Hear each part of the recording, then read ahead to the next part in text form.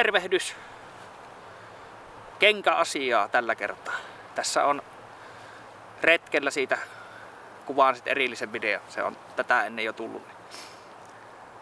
Puhutaan vähän tuosta kengästä. Kuvasin silloin toukokuuta, kun se oli, kun kuvasin. Aloitin sen kestotesti Lundhags Jaure 2 kengillä. Nyt kengillä on kävelty puoli vuotta. 724 kilometriä on kävelty kengillä. Vähän enemmän on todellisuudessa. Kaikkea en siinä träkkää kaikkia kävelyitä. Nämä on mulla arkikenkinä, eli kävelen töihin, töistä kotiin, kaupassa käynnit, päiväretket, kalareissut ja sitten vaellukset ja retket.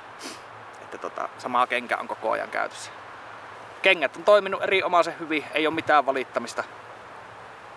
On pysynyt hyvän näköisenä. Mä niitä on rasvannut parin viikon-kuukauden välein. Jos on kovempaa käyttöä tai semmoista hiekkamaastoa, mikä kuivaa sitä nahkaa, niin aina harjalla pyyhin puhtaaksi ja sitten Lundhagsin oma rasva siihen pintaan. Ja tosiaan on tykännyt, ei ole mitään pahaa sanottavaa.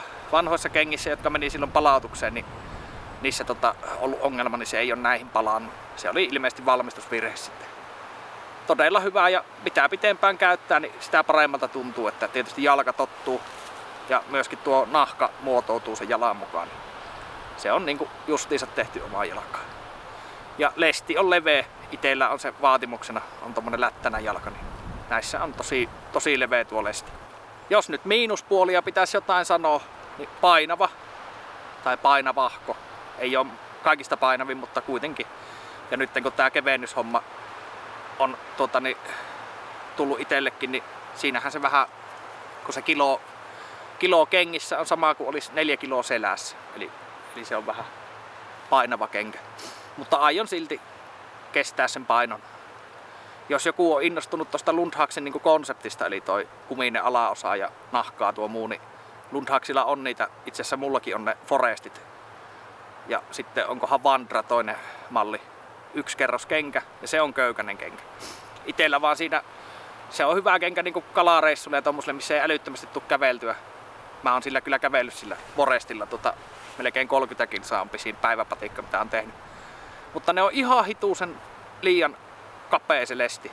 Ja aionkin, kunhan ne joskus tiensä päähän tulee ne pohjat, niin aion ehkä vaihattaa. Lundhagsi tekee siihen siis kokonaan se alaosa uudestaan tarvittaessa. Niin aion ottaa leveämmällä lestillä sen.